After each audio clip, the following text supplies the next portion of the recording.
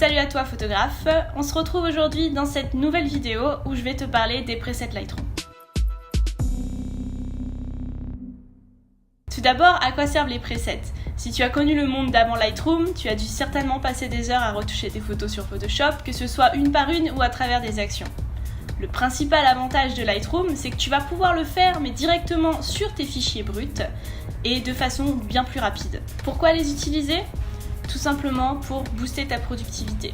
Car si avant pour une série de 30 photos il te fallait 30 minutes pour les retoucher, il te suffira plus que d'un clic maintenant avec Lightroom. Mieux que ça, tu vas pouvoir configurer tes réglages en fonction de toutes les situations que tu vas pouvoir rencontrer en photo. Que ce soit par exemple du contre-jour ou une photo un petit peu plus plate ou avec une forte brillance par exemple. Dans ce tuto, je vais te montrer les presets que j'utilise moi au quotidien et je vais te montrer également comment en créer un personnalisé en fonction de tes besoins. Ok, alors on se retrouve de l'autre côté. J'ai fait une sélection d'images sur lesquelles on va pouvoir travailler. La première sélection, les premières photos sont des photos qui sont déjà développées en fait, donc ça te permet de donner un petit aperçu de comment je travaille. J'aime bien les couleurs assez saturées et assez contrastes. Ensuite, tu vas pouvoir voir donc, des photos qui sont totalement brutes, que je vais pouvoir utiliser dans cet exemple, qui sont des très bons exemples, puisqu'on va avoir des photos avec de la matière comme ça, un petit peu cramée, puisque la lumière était vraiment très très dure. Et à l'inverse, des contre-jours modérés, mais qui doivent quand même pouvoir se rattraper avec Lightroom. Donc, j'ai plusieurs presets que j'utilise. J'en ai un de base que je mets sur toute photo confondue car j'estime que mon boîtier manque de saturation et est très peu contrasté.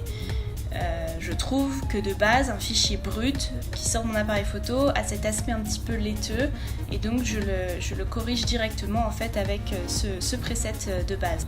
Donc je fonctionne comme ça. Toutes les photos que j'ai à développer, je les sélectionne, j'applique mon preset en cliquant dessus, donc le base, et ensuite je presse commande Shift S ou CTRL Shift S si tu es sur PC, et je synchronise toutes mes photos pour qu'elles aient toutes le même réglage de base. Alors évidemment ça résout pas tout, puisque ça touche pas à la lumière, c'est une volonté de ma part puisque selon les photos, la lumière varie énormément, ça me foutrait vite le bordel si j'appliquais un réglage de l'exposition de façon automatique.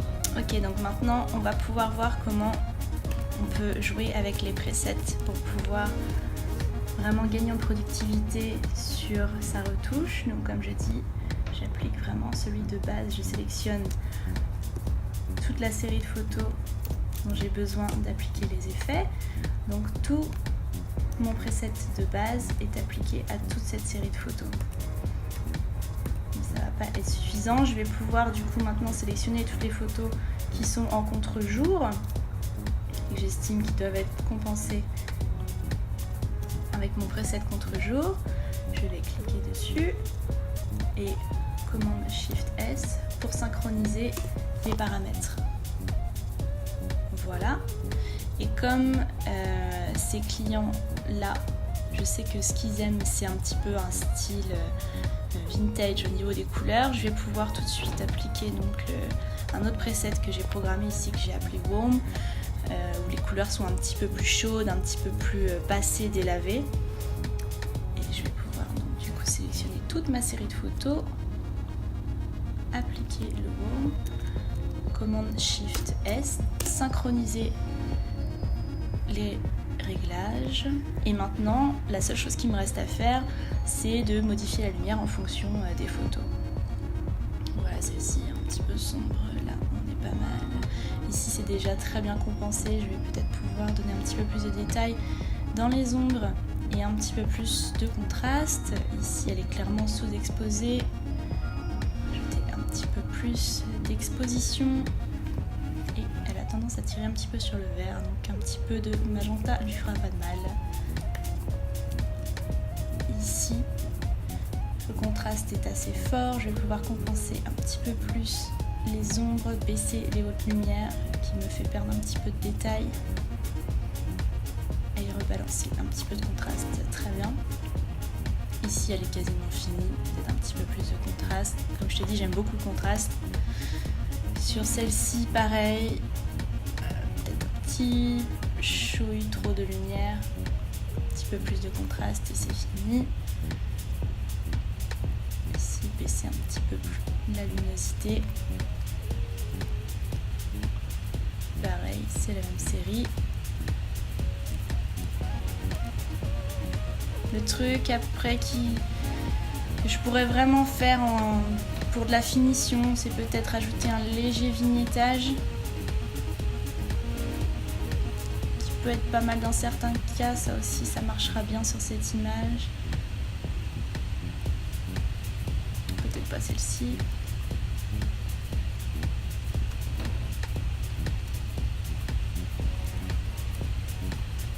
Et voilà. Donc sur une série de 8 photos, ça m'aurait certainement demandé une demi-heure de toutes les retoucher sur Photoshop. Avec Lightroom, ça m'a demandé 2 minutes. Elles sont déjà prêtes pour l'exportation. Donc le gain de temps est juste considérable. On n'a pas tous les mêmes goûts et les mêmes styles. Quelque chose qui fonctionne pour mon travail ne va pas forcément fonctionner pour le tien. Donc c'est super important de pouvoir personnaliser au maximum ces presets. Je vais te montrer tout de suite comment on en crée un. Donc je vais créer un nouveau preset ici avec toi. Je pense que je vais partir sur, tu sais, les ambiances un petit peu moody, comme on peut trouver en ce moment pas mal sur le net. Des ambiances un peu dark avec des couleurs un petit peu assez passées. Je pense que ça peut être pas mal. Donc on part donc de ma photo de base qui est comme ça. C'est d'office des photos qui ont quand même beaucoup moins de saturation. Donc on va baisser la saturation tout de suite. On va jouer avec la courbe de tonalité et tu vois les noirs on va considérablement les réduire et rajouter un point sur la courbe quand même pour garder un petit peu de contraste. Et pareil on veut des blancs assez éclatants. C'est important de toujours garder une courbe avec la forme d'un S. C'est ce qui fonctionnera le mieux, c'est ce qui te donnera le plus de dynamique dans ta photo. Et ensuite, au niveau des couleurs,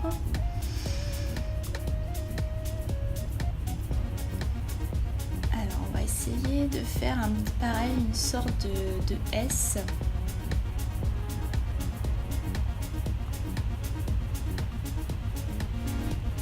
Donner un espèce d'effet un petit peu délavé.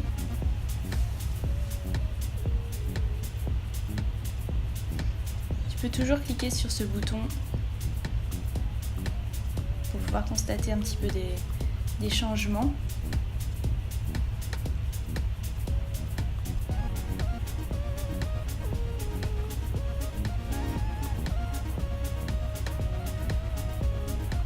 Voilà, je vois un petit peu avec la luminescence.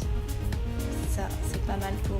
Les teintes orange et jaune sont vraiment pas mal pour le visage, pour vraiment redonner un petit coup de clarté. Et dans ce genre de photos, ce genre de réglage, ça rend plutôt pas mal.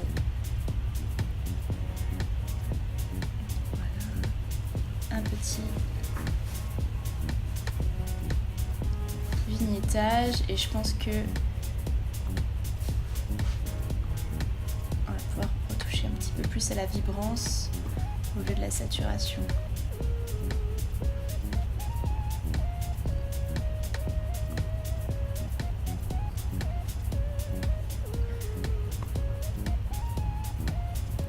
Donc là ça me paraît pas mal. Alors comme je te dis, c'est une ambiance que j'ai pas vraiment l'habitude de mettre sur mes photos, mais pourquoi pas hein. Pourquoi pas, ça dépend des gens, ça dépend des styles, ça peut fonctionner, ça peut fonctionner. Donc quand tu as fini un petit peu tes réglages comme ça, que tu es satisfait du résultat, tu n'as plus qu'en fait à cliquer sur le panneau des presets, sur le petit plus. Donc moi mon dossier s'appelle Marine, et donner un nom en fait à ton nouveau preset. Je vais l'appeler Moody. Voilà, et automatiquement il est là. Donc maintenant, comme j'ai fait précédemment, tu as juste à sélectionner toute ta série de photos, cliquer dessus, commande Shift S, voilà, et le preset va s'appliquer sur toutes les photos, comme tu peux le voir. Je vais avoir plus que quelques réglages de base à faire, juste à toucher la lumière. Et globalement, mes photos sont déjà développées, déjà toutes configurées, comme le preset le demandait.